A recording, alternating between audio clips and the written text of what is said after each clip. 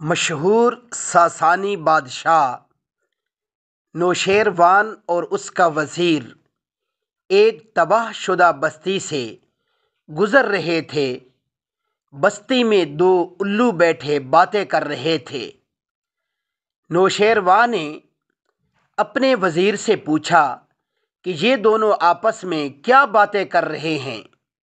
وزیر نے کہا، ایک الو اپنی بیٹی کا رشتہ دوسرے الو کے بیٹے سے کرنا چاہتا ہے، لیکن لڑکی کا باپ الو رشتے کے عوض 100 تباہ شدہ بستیوں کا تقاضا کر رہا ہے۔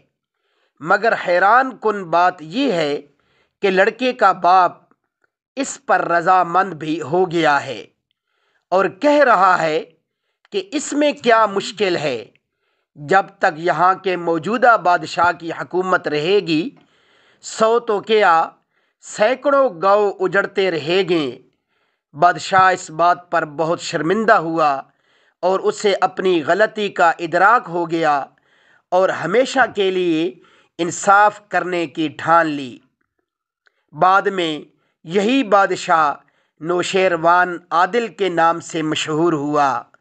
اللہ رب العزت ہمیں بھی اور ہمارے حکمرانوں کو بھی اپنی غلطیوں کا احساس کرنے کی توفیق عطا فرمائے، تاکہ ہم بھی اور ہمارے حکمران بھی اپنے معاشروں میں عدل و انصاف قائم کر سکیں۔